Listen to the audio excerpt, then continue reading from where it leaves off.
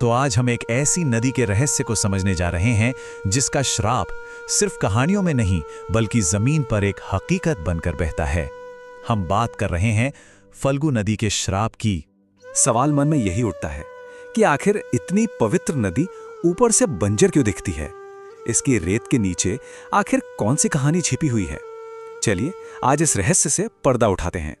देखिए, इस नदी की बनावट ही अपने आप में एक कहानी है।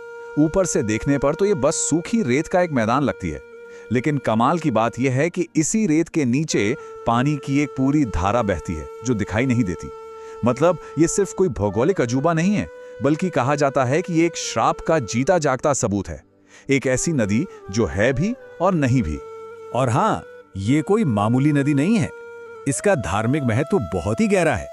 दुनिया भर से लोग अपने पूर्वजों की आत्मा की शांति के लिए यहाँ पिंडदान करने आते हैं और इस अनुष्ठान के लिए फल्गु नदी एक बहुत ही बड़ा केंद्र मानी जाती है।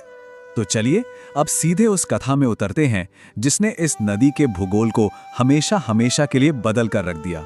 ये कहानी एक वचन, एक अनुष्ठान और एक मृत राजा से जुड़ी हुई है। तो बात उस समय की है जब राजा दशरथ की मृत्यु हुई। उनके पुत्र भगवान राम अपने भाई लक्ष्मण और पत्नी सीता के साथ अपने पिता का पिंड दान करने के लिए फल्गु नदी के तट पर पहुंचे।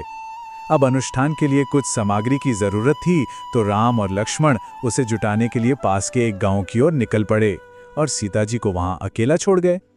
और बस ठीक इसी मौके पर कहानी में एक ऐसा अलौकिक मोड़ आता है जो सब कुछ बदल देता है।